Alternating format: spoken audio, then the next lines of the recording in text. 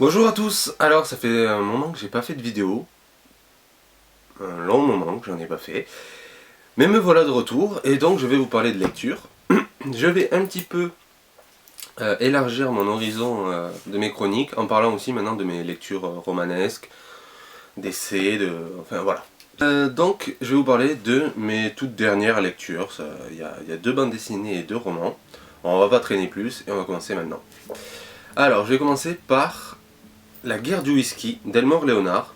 Ce livre m'a aidé à stopper un blocage de lecture. C'est une lecture très simple. Alors Elmore Leonard, c'est un mec assez connu dans les romans. Il y a les romans de gare, les hardboilers. Il s'est fait connaître avec des westerns. Et après, surtout avec des livres sur des histoires de gangsters et tout ça. Et là, avec la guerre du whisky, on est sur un speech très simple. C'est pendant la prohibition du Sud en tout cas. Et il y a Sonny, le héros, qui a apparemment une cachette où serait caché je ne sais plus combien de tonneaux de whisky qu'il avait fait avec son père avant qu'il décède.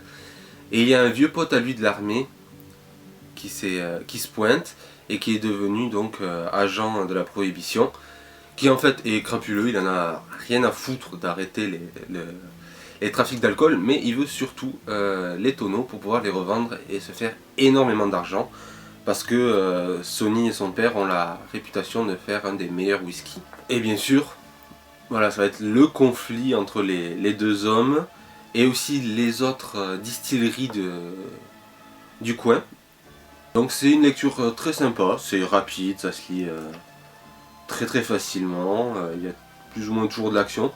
Moi j'aime beaucoup cette période aux États-Unis. Ça m'a fait penser à Des hommes sans loi, Lawless, avec Shia LaBeouf, un film qui est sorti il y a 2-3 ans, et Tom Hardy d'ailleurs. Et du coup j'aime bien, voilà, j'ai trouvé ça plutôt sympa, ça se lit, voilà, ça se lit facilement. A noter que Elmore Leonard, c'est un des auteurs préférés du réalisateur Quentin Tarantino. Il a déjà adapté Jackie Brown, et il a un projet d'adapter un deuxième de ses romans, un de ses premiers, donc parce que c'est un western qui va peut-être faire en mini-série, donc à voir si on en apprend plus dans les mois à venir. Voilà, donc petite lecture très sympa qui m'a redonné goût à la lecture parce que j'étais bloqué depuis des mois. Ensuite, on passe avec Frisquill de Florent Maudoux. C'est le dernier tome, voilà, c'est le tome 7, c'est la fin. J'adore cette BD depuis le début, je crois que oui, je dois avoir les premières éditions. Je crois que c'est la BD qui a lancé un peu le label 619, un label très sympa qui font des très bons choix artistiques chez Ankama. Et voilà, donc là c'est la fin. Alors bon, je ne peux que vous conseiller de la lire et du début parce que bien sûr tout se suit. C'est une longue histoire, quasiment irracontable tellement c'est barré. Et ça se finit aussi complètement barré. Ça part dans tous les sens. Donc pour ceux qui connaissent la série, on s'attend pas comment dire. Vu le ton de la série, on ne peut que s'attendre à un truc un peu bizarroïde comme fin. Mais bon, ça va, c'est plutôt classique, on reste pas sur sa fin déjà, ça c'est cool. C'est un peu une fin ouverte, donc peut-être qu'il y aura des suites. Je crois que l'auteur dit d'ailleurs à la fin qu'il ne veut pas lâcher ses personnages, donc il y aura sous d'autres formes la suite des aventures de nos protagonistes. Et voilà, et le dessin est toujours magnifique.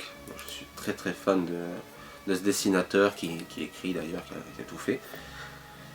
Et voilà, je ne peux que vous la conseiller. Alors partez par le début.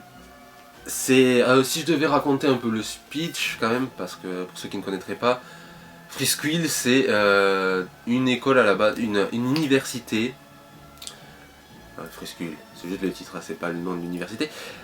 Ça raconte la vie de 3 étudiants, plus tout un tas de secondaires, dans une école de préparation pour devenir super-héros, mais c'est peut-être pas totalement le but de l'université.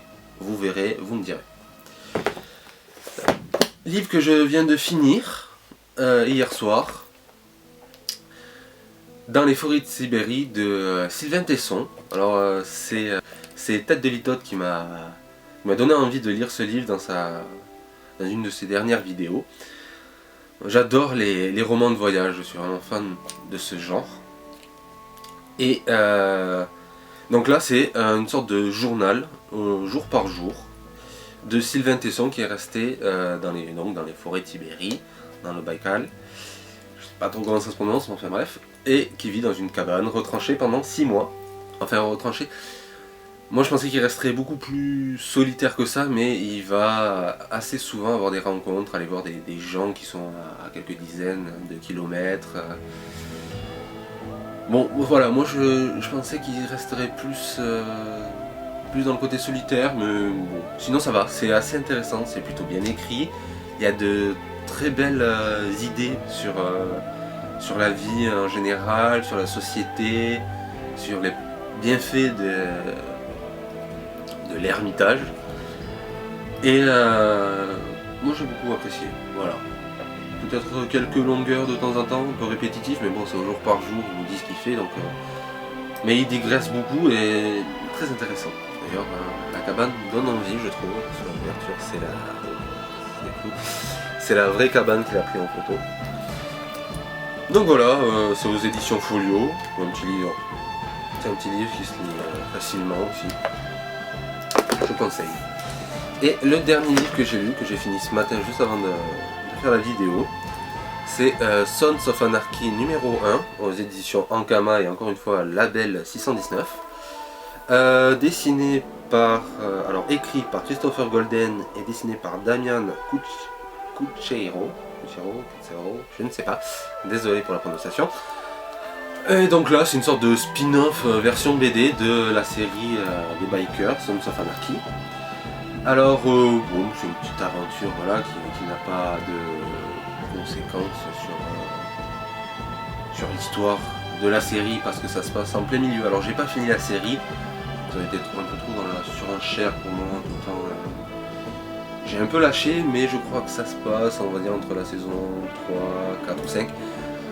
Donc si vous voulez voir la série, ne lisez pas ce livre d'abord, parce que ça spoil énormément de choses. Moi je les avais lus, j'ai eu de la chance, mais je ne savais pas. Et ça spoil plein d'événements, de personnages qui apparaissent, qui disparaissent. Jax, il a une autre place, il a pas sa place d'origine dans le club et tout ça, donc voilà. Il vaut mieux avoir regardé la série avant. Si vous vous foutez de la série, vous pouvez le lire parce que tout est expliqué. Du coup, on comprend quand même vachement, ça met les pendules à l'heure. Donc voilà, si vous aimez la série, je vous conseille. Si vous n'aimez pas la série, est-ce qu'elle a un intérêt en elle-même? Je suis pas certain. C'est une petite aventure, Non, je suis pas sûr que je le conseillerais pour quelqu'un qui ne s'intéresse ou qui n'aime pas du tout la série ou qui se fout du monde des clubs de motards illégaux. Voilà. Alors c'est tout pour moi, ça fait bizarre de me retrouver à nouveau devant la caméra, mon appareil photo, d'habitude. J'espère que cette review vous aura plu, je vais essayer d'en faire assez souvent quand j'aurai quelques livres à présenter, je vais peut-être pas faire livre par livre. Voilà, donc si vous avez des avis à me donner sur les livres ou pour améliorer mes vidéos, peut-être me dire vous êtes content de me revoir, je ne sais pas. N'hésitez pas à laisser des commentaires, à partager la vidéo, je vous dis à bientôt, bye.